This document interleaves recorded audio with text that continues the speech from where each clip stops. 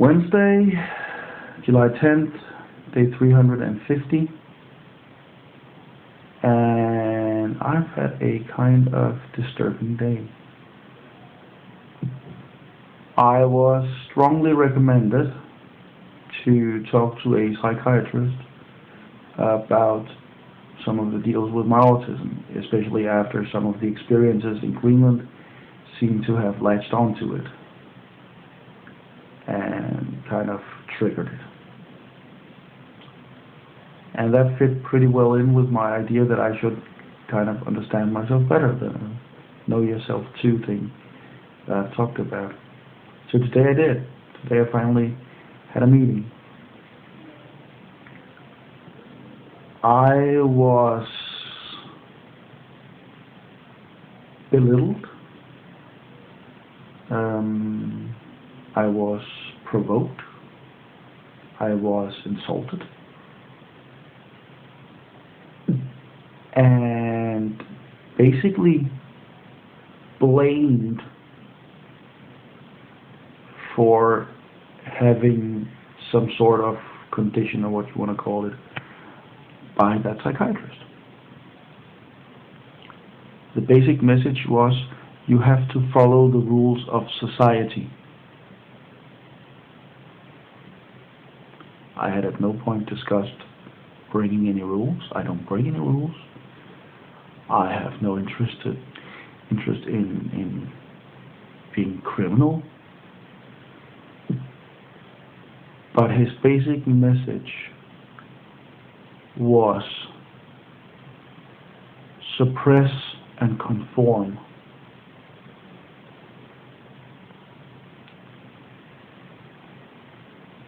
Now, I'm a pretty stubborn person.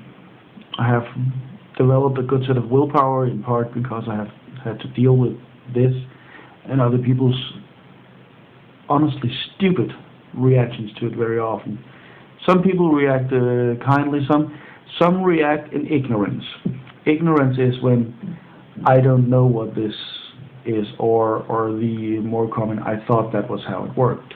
Like my Tourette's, people often think it's about compulsive cursing, which is something I blame Hollywood for, because that's the one thing about Tourette's that seems amusing in a movie, I guess. So I don't take that much offense from it. I realized that the man was a blatant moron who had apparently made some really bad critical choices in life and now hated his situation, or at least hated the situation of sitting there with me. It was from the beginning, and the only thing I can think of that would have insulted him was that I was, and I told that to him, I was very tired because I've been sleeping poorly. Some of it is because of my Greenland experiences that have caused me to have trouble sleeping. But lately it's been more about the allergy, of course, having breathing problems late at night and waking from that. So yeah, and this wasn't one of those, oh, I want to go there. I didn't. This wasn't really the way I wanted to start figuring out what's in my head, because I've had bad experiences with psychiatry in the idea that nothing productive has ever come from it for me. Not really. A few things, but not up to the time that I've spent with specialists trying to test and probe me.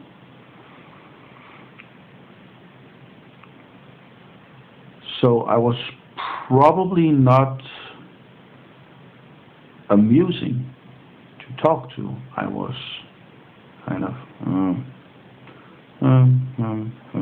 answering questions, that kind of stuff. And it didn't get better when he, from the start, basically ignored me and just went through it by the book, I guess. But pretty quickly, he started not even complaining, reprimanding me that I had to follow the rules like everyone else. He called me a narcissist. And I think the narcissism, for those who don't know, a narcissist is a person who loves him or herself so much that basically everyone else is beneath him or her, or at least not worth his or her time.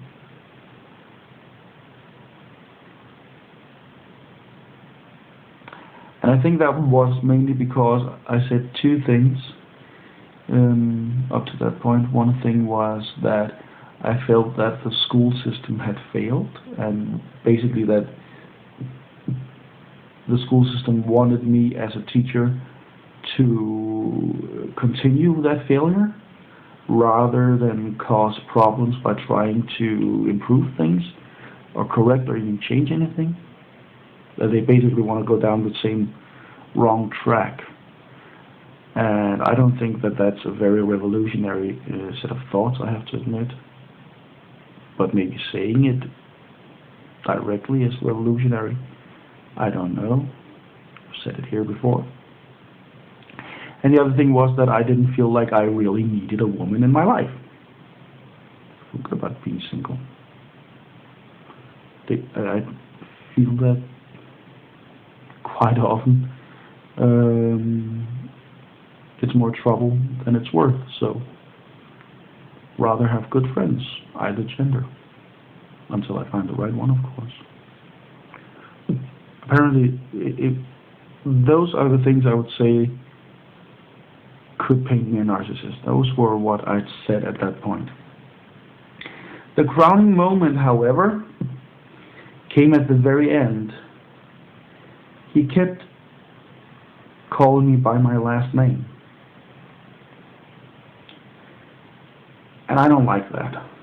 It seems very cold and condescending to me. There are only two situations where I've been called by last name on a consistent level. Those were when doing my civil service in the Civil Defense Force. And one teacher who earned the right, because we had a repartee of teasing each other, and he knew that it annoyed me to be called by my last name, so he got that privilege. Other than that, I find it kind of insulting and derogative to be consistently called by your last name.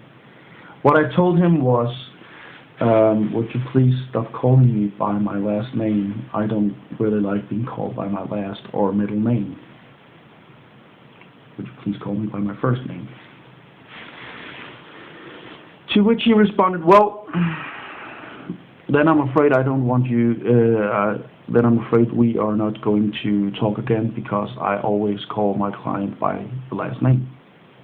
It was a deal breaker for this person who is professionally trained, I assume, to deal with people at their most vulnerable.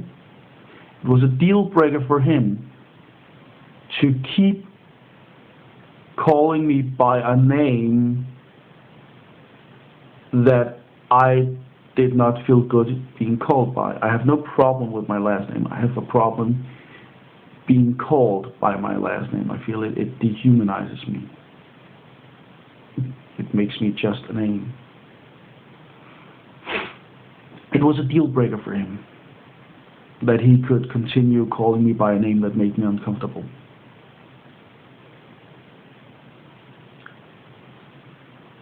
That man had made some bad choices in his life and was quite probably regretting it and taking it out on me because he felt that I was not an acceptable person because I had a different approach to life than he did. And considering that he clearly had some problems with where his life had taken him, him, I kind of feel good about not agreeing with his way of life, which from what he described there was shut up and obey, conform, repress and conform. What kind of worries me on a greater scale is, for the first part is that if someone comes to him vulnerable, someone with depression, someone who has been abused or has a substance abuse, or anything really, anyone with serious, I don't have a serious condition, not anymore. I've taken care of most of it. But someone who really has a serious and vulnerable condition, who gets the same kind of treatment. I could see this guy be the direct cause of suicides. And that appalls me. What appalls me on a greater level is that this guy, I was directed to him by my doctor. And I'm not blaming my doctor, it was a name taken from a list. That's all. I'm very happy with my doctor, and as I think I said, I'm usually pretty happy with how the health system has treated me. I like the Danish health system. It's not perfect, but I feel fairly good about it. But I was referred to him because somewhere in the system, this person is assumed to be a person you want to send others to at their most vulnerable.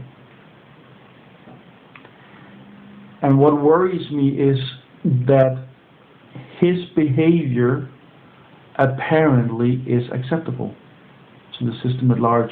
You can argue, yes, it's not something, it can fly under the radar. Not everybody's checked up all the time. But behavior like that, it was not spontaneous, it was from the beginning. He sat down at the start and didn't even want to look at me, just started reading questions from a screen or a paper, I don't remember. Standard questions, and got upset when I couldn't answer some of them because I didn't know what to answer. Some of them I didn't understand the question, so I asked, do you mean this or do you mean this? A person who is so out of balance should not be allowed to practice that. That's basically the same as having not a nearsighted, a person with what's it called in English? Cataracts. One with flaws in their vision do open heart surgery.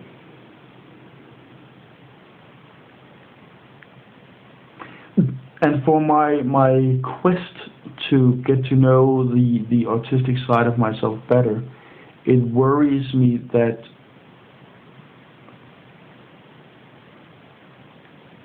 there might be an idea out there that, I don't know how to put this in a way that makes sense to logic. It seems to be coming from some bad anti-religious movie from the late 1990s. But I fear that I may be considered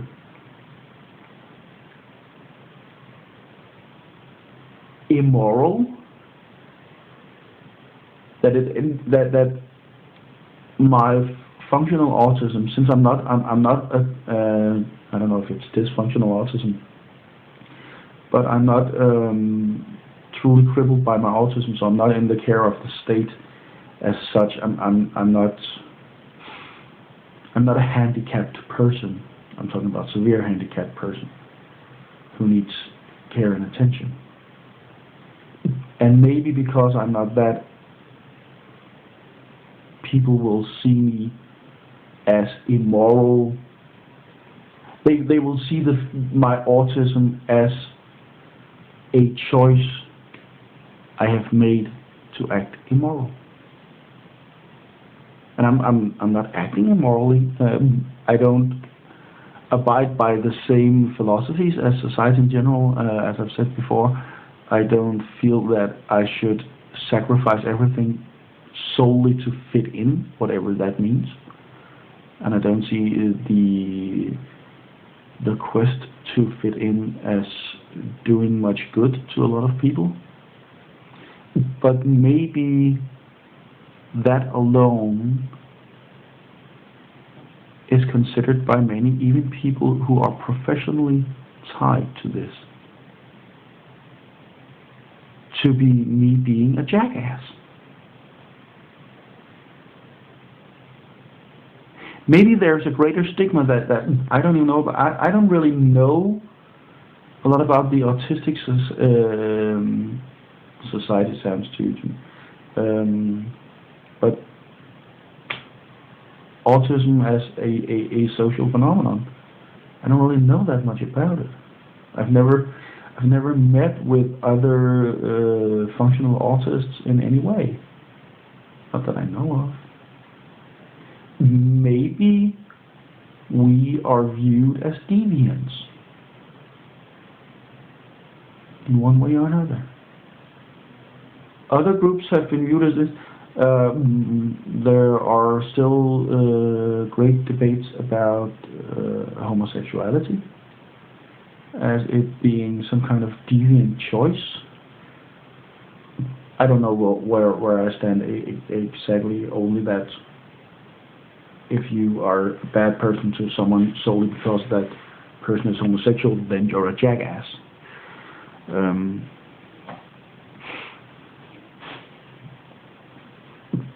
And other things have been seen as deviants that we know now. It's just moronic to see it as that.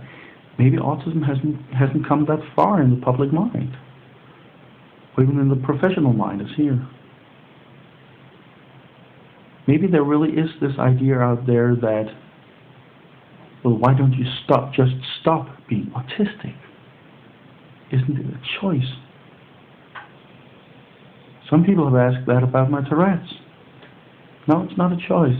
You think I'd do this if it was a choice? Think it makes me happy? No. Causes a lot of problems. It's not like telling rude jokes. But maybe there is this idea in many circles that if you're actually able to function, then you're able to not be autistic. Watch the video about a young guy, 19 years old, who talked about depression at a TED conference, or an independent TED conference, not the big annual one. And he described how people couldn't understand it because they can't see it.